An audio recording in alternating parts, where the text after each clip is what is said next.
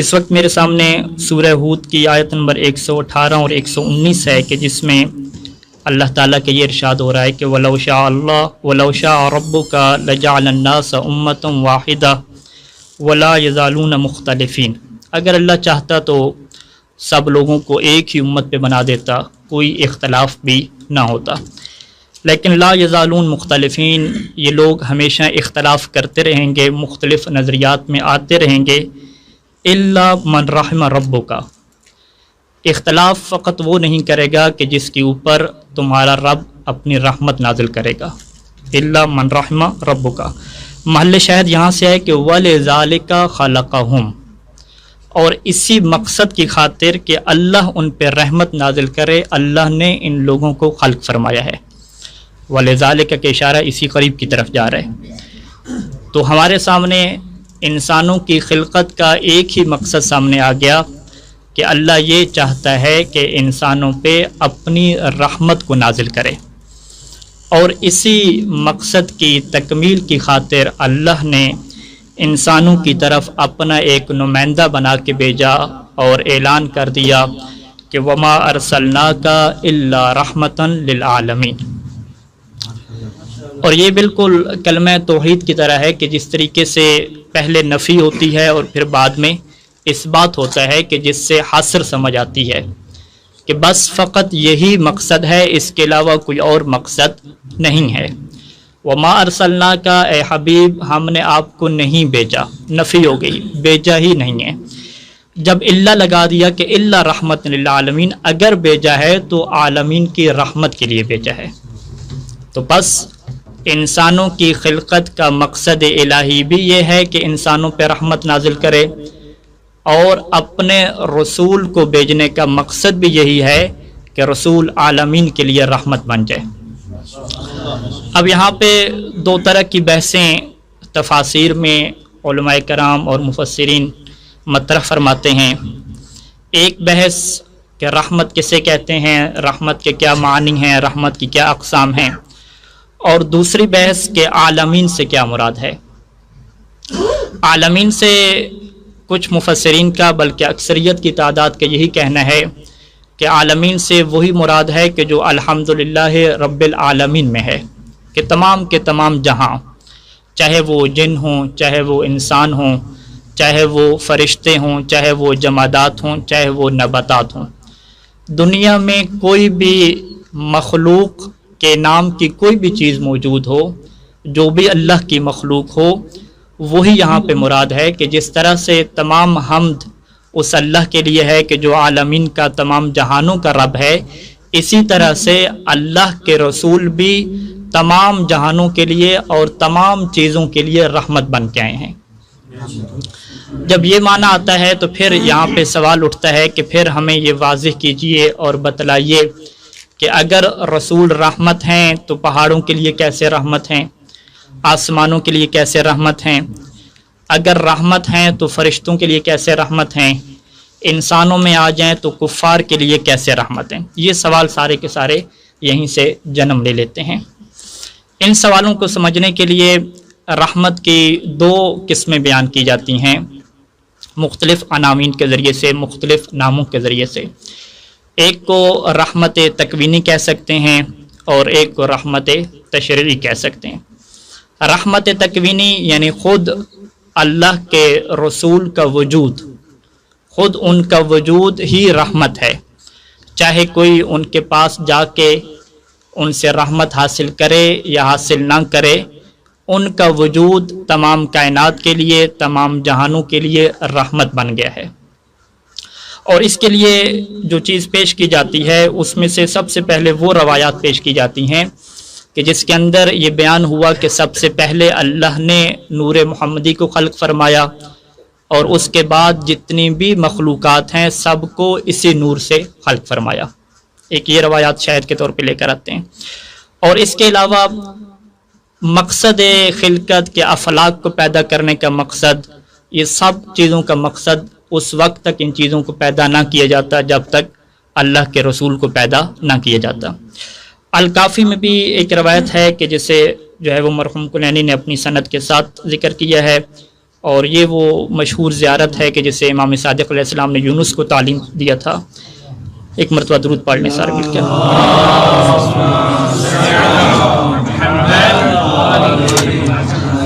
کہ اس کے الفاظ میں ہے کہ بکم فتح اللہ و بکم یختم اللہ، کہ آپ اہل بیت کے ذریعے سے ہی اللہ ابتدا کرتا ہے۔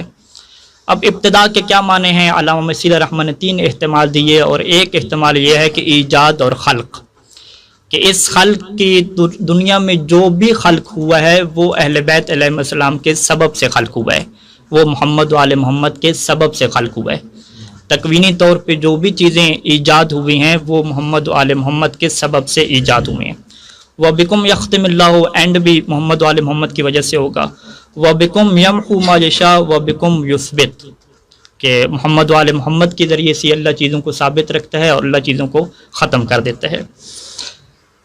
اس کے علاوہ مجموع البیان میں ایک روایت ہے کہ جس میں اللہ کے رسول نے اس آیت کے نازل ہونے کے بعد حضرت جبرائیل سے پوچھا کہ بتائیے کہ حل اصابک من ھذا الرحمہ شیء، کہ اے جبرائیل یہ جو رحمت ہے، یہ جو میں تمام جہانوں کے لیے رحمت کے طور پہ بھیجا گیا ہوں، کیا اس رحمت کا کچھ حصہ آپ کو ملا یا نہیں ملا؟ تو حضرت جبرائیل فرماتے ہیں کہ نام، بالکل آپ کی رحمت کا حصہ ہمیں ملا ہے۔ وہ کیسے ملا ہے؟ کنت اخشى عاقبۃ الامر، مجھے بڑا ڈر رہتا تھا کہ میرا اینڈ کیا ہوگا، میرا انجام کیا ہوگا، اور میں کیا ہوں اور کہاں جانا ہے۔ فآمنت بک، پھر میں آپ کی ذات کے اوپر ایمان لے آیا۔ آپ کی ذات پہ جب ایمان لے آیا تو پھر اللہ نے میری ثنا میں قرآن میں یہ نازل کر دیا کہ ذی قوت عند ذی العرش مکین امین، کہ اے جبرائیل آپ قوت والے ہیں، طاقت والے ہیں، امانت دار ہیں، عرش کے پاس رہنے والے ہیں۔ تو یہ میری شان میں کیوں نازل ہوا؟ یہ آپ کی برکت سے اور آپ کی رحمت سے۔ تو بس یہاں پہ ہمارے سامنے یہ چیز آتی ہے کہ دنیا میں جو خلقت ہو رہی ہے، جو لوگوں کو مل رہا ہے، جو لوگوں کے پاس آ رہا ہے، سارے کا سارا اللہ کے رسول کی وجہ سے ہی مل رہا ہے۔ وسائل الشیعہ میں شیخ خرعاملی نے محاسن سے ایک روایت نقل کی ہے کہ جس روایت میں یہ بیان کرتے ہیں کہ امام صادق علیہ السلام سے یہ روایت ہے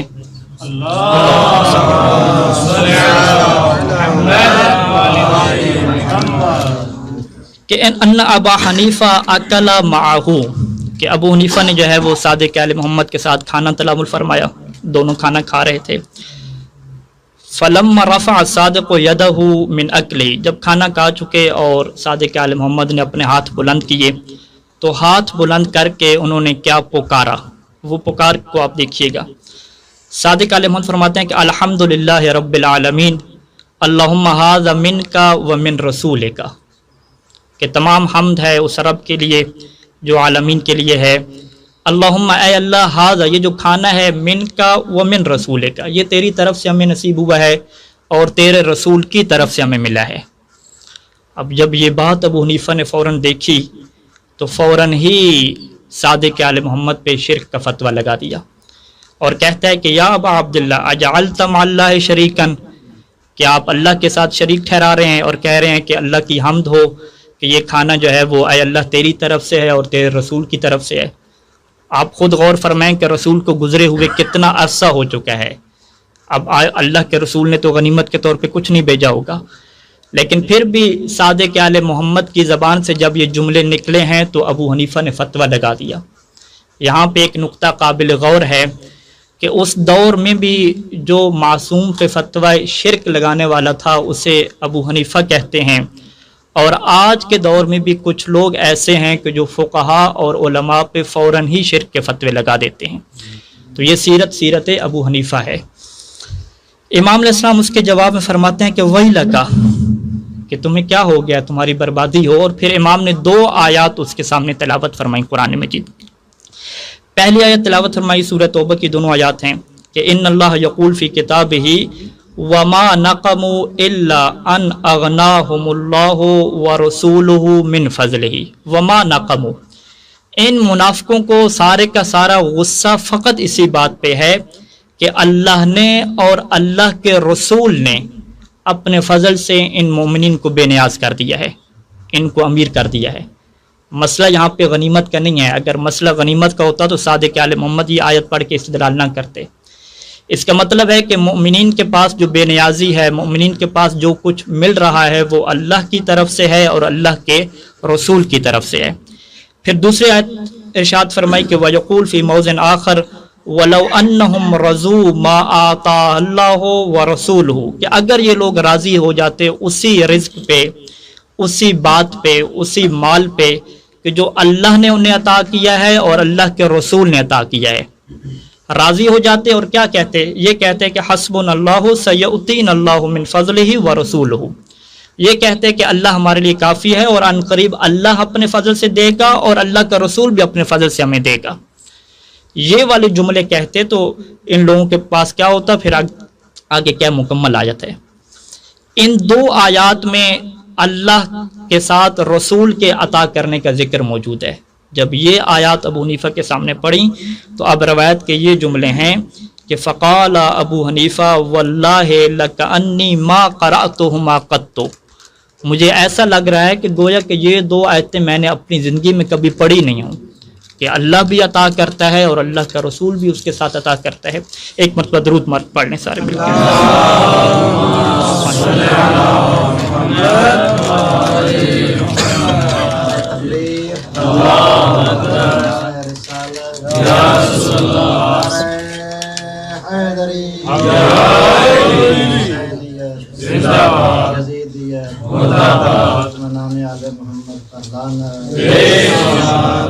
قائم آل محمد باواز بلند صلوات۔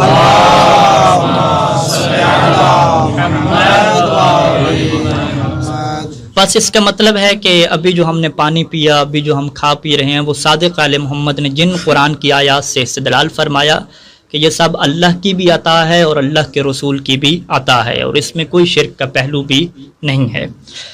ایک اور روایت شیخ صدوق علیہ رحمہ نے من لا یعذر الفقیہ میں نقل فرمائی ہے کہ کس طرح سے اللہ کے رسول ہم سے جدا ہونے کے بعد بھی ہمارے لیے رحمت بنتے ہیں اور تکوینی طور پہ رحمت بن رہے ہیں۔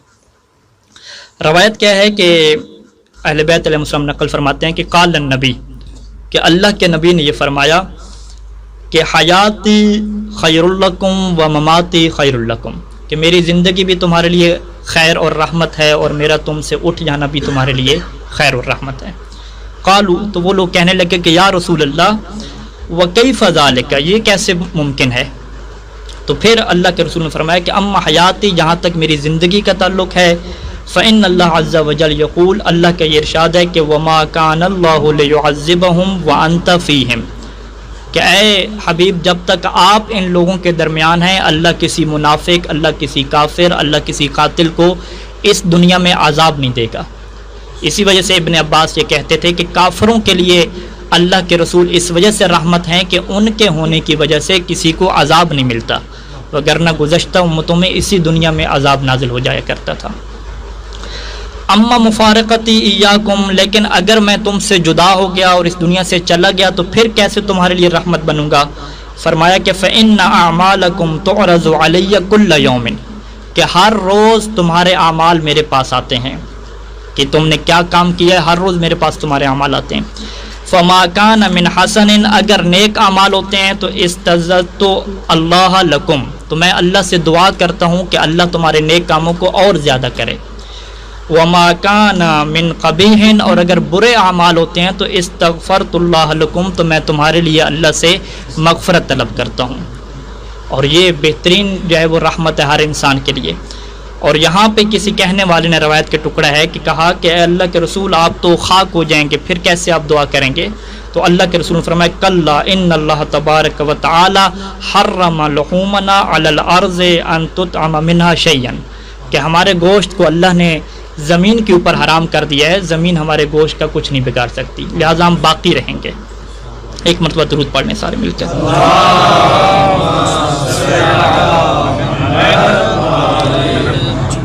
تکوینی رحمت کے ایک پہلو کے ایک اور روایت سے میں واضح کر کے اگلی جو ہے وہ دوسری رحمت کی قسم میں داخل ہوں گا۔ الکافی میں پورا باب موجود ہے کہ جس باب کا مرحوم کلینی نے یہ نام رکھا ہے کہ عرض الاعمال عن النبی والائمۃ، کہ ہم سب لوگوں کے اعمال جو کچھ ہم کرتے ہیں وہ نبی کو پیش کیے جاتے ہیں اور اہل بیت علیہ السلام کو پیش کیے جاتے ہیں۔ انہی روایات میں جو ہے وہ اہل بیت علیہ السلام قرآن کی آیت سے استدلال کرتے تھے کہ جس میں یہ ارشاد ہو رہا ہے کہ اعملوا فسیر اللہ عملکم ورسولہ والمؤمنون، کہ تم سب لوگ عمل کرو، تمہارے عمل کو دیکھنے والا کون کون ہے؟ اللہ بھی تمہارے اعمال کو دیکھ رہا ہے، اللہ کا رسول بھی تمہارے اعمال کو دیکھ رہا ہے، اور مؤمنون کہ امام نے فرمایا کہ قالہم الائمہ، اور ائمہ علیہم السلام بھی تمہارے اعمال کو دیکھ رہے ہیں۔ اسی وجہ سے صادق آل محمد کسی محفل میں بیٹھے تھے اور فرمایا کہ ما لکم تسوؤون رسول اللہ، کہ تمہیں کیا ہو گیا ہے کہ تم اللہ کے رسول کو تکلیف پہنچاتے ہو، تم اللہ کے رسول کو اذیت دیتے ہو۔ تو لوگوں نے کہا کہ فقال رجل کیف، کہ ہم اللہ کے رسول کو کیسے تکلیف دے رہے ہیں؟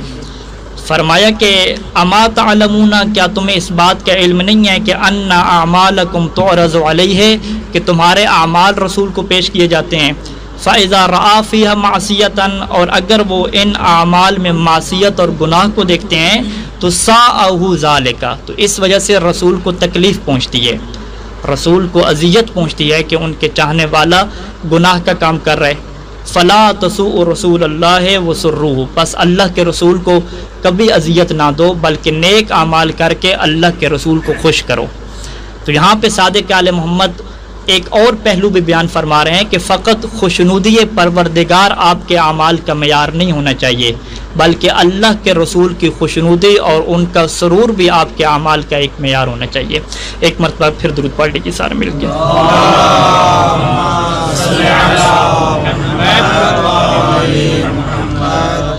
دوسری جو رحمت کا پہلو ہے کہ جو رسالت خود رحمت ہے، یعنی خود جو پیغامات ہیں ان کے اندر کیا رحمت پوشیدہ ہے۔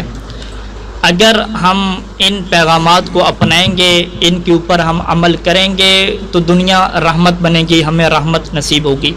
جیسا کہ بارش رحمت ہے، تو اب جس زمین کے اندر صلاحیت ہوگی تو اسی کو فائدہ ہوگا، جس زمین کے اندر پہلے سے جو ہے وہ گند جمع ہے وہ الٹا اس کا کیا ہو جائے گا، نقصان ہو جائے گا۔ اسی طریقے سے کھانا نعمت ہے، مواقب جو ہیں وہ رستے میں مشی سے ہو کے ہیں وہ بھی نعمت ہیں، رحمت ہیں، لیکن کب رحمت ہیں کہ اگر آپ حرکت کریں گے اور موقع پہ جا کے پانی پئیں گے تو رحمت ہے۔ اگر آپ اس رحمت کے قریب ہی نہیں جائیں گے تو وہ آپ کے لیے رحمت نہیں بنے گی۔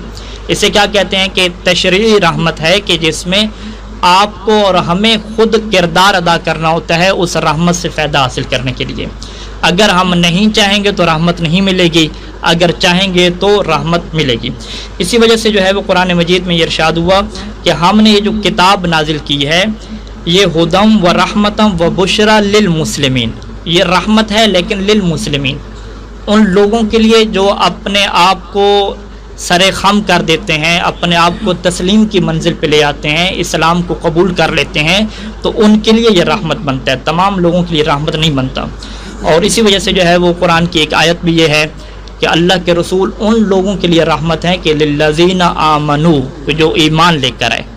تو یہ جو آیات ہیں کہ جس میں کہا گیا کہ للذین آمنوا کے لیے رحمت ہیں، اور ایک جگہ کہا گیا کہ رحمت للعالمین ہے، تو دونوں میں جمع اسی طریقے سے مفسرین نے کی ہے کہ جو عالمین کے لیے رحمت ہیں وہ رحمت تکوینی ہے، اور جو مومنین کے لیے رحمت ہیں وہ رحمت تشریعی ہے، کہ مومنین جا کے استفادہ کریں گے، حاصل کریں گے تو کیا ہے انہیں رحمت شامل حال ہوگی۔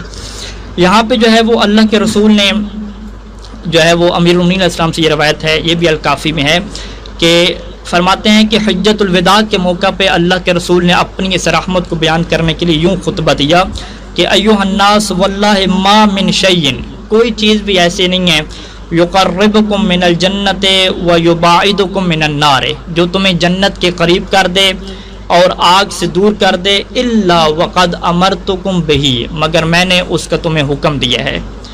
وما من شیء، اور کوئی چیز ایسی نہیں ہے کہ جو تمہیں آگ سے قریب کر دے اور جنت سے دور کر دے، الا وقد نہیتکم عنہ، مگر یہ کہ میں نے اس سے تمہیں روک دیا ہے۔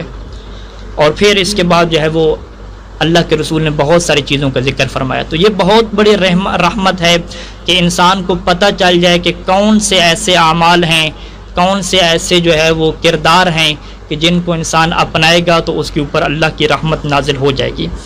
اب یہ جو رحمت تشریع ہے، اس تشریع رحمت کو اگر ایک انسان اپنا لے تو پوری دنیا رحمت کا گہوارہ بن جاتی ہے، اور اس رحمت کے اندر حتیٰ کہ کفار بھی شامل ہیں، اور کفار کے ساتھ ساتھ جو حیوانات ہیں وہ بھی کہیں شامل ہیں۔ سورہ توبہ کی ایک آیت ہے کہ وہ افراد کے جو اللہ کے رسول کی رحمت سے استفادہ نہیں کرتے اور انکار کر دیتے ہیں، کافر بن جاتے ہیں، منافق بن جاتے ہیں، اور نتیجے میں ان کو ہلاکت ملتی ہے۔ تو اب جب انہیں ہلاکت ملتی ہے تو اللہ کے رسول کی کیا کیفیت ہوتی ہے؟ دنیا میں کیا چل رہا ہے کہ اگر کوئی منافق ہو، کوئی غالی ہو، یعنی ہم اپنی مثال لے لیں کہ پاکستان میں کوئی غالی ہے، منافق ہے، فقہا کو گالیاں دینے والا ہے، اگر اس کا کوئی نقصان ہو جائے، اگر اسے کوئی تکلیف پہنچے تو ہم کہتے ہیں کہ اچھا ہوا ہے، اچھا ہے اس کے اوپر ایک اور FIR کٹے، اچھا ہے اس کو جیل ہو جائے، خوشی ہوتی ہے۔ یعنی دشمن کو جب بھی تکلیف پہنچتی ہے تو ہمیں کیا محسوس ہوتی ہے؟ خوشی محسوس ہوتی ہے۔ لیکن قرآن مجید نے سورہ توبہ میں جب مشرکین کے خلاف باتیں کی اور ساری باتیں کرنے کے بعد سورہ توبہ کی آخری آیت میں رسول کی کیفیت کو بیان فرمایا ہے۔ وہ کیفیت کیا ہے کہ وہ یوں کر کے کیفیت کو بیان فرمایا سورہ توبہ کی آیت میں کہ لَقَدْ جَاءَكُمْ رَسُولٌ مِّنْ أَنفُسِكُمْ، سورہ توبہ کی 128 نمبر آیت، کہ رسول تمہارے اپنے اندر سے ہیں، من انفسکم، تمہارے انفس سے ہیں، تمہاری اپنی جانوں سے ہیں، تم میں سے ہیں، عزیز علیہ ما عنتم، تمہیں جو تکلیف پہنچتی ہے وہ رسول کے اوپر بہت ہی جو ہے وہ مشکل گزرتی ہے، ناگوار گزرتی ہے، اور وہ ذہنی طور پہ ڈسٹرب ہو جاتے ہیں۔ اب ما عنتم کی تفسیر کیا ہے؟ مختلف تفسیریں ہیں۔ ایک تفسیر اس کی یہ ہے کہ ایمان کو چھوڑنے کی وجہ سے جو ان لوگوں کو ہلاکت ملتی ہے تو اس کی وجہ سے اللہ کے رسول کو بہت دکھ پہنچتا ہے اور بہت ناگواری محسوس ہوتی ہے۔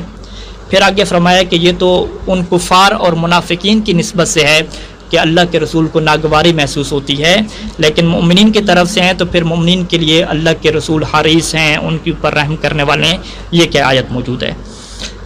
اور یہاں پہ جو اللہ کے رسول نے قوانین دیے اور تشریعات دیں، پوری کی پوری دنیا میں آج جو بھی تہذیب ہے، جو بھی اخلاقیات ہیں، وہ ساری کی ساری اسی کی طرف پلٹتی ہیں۔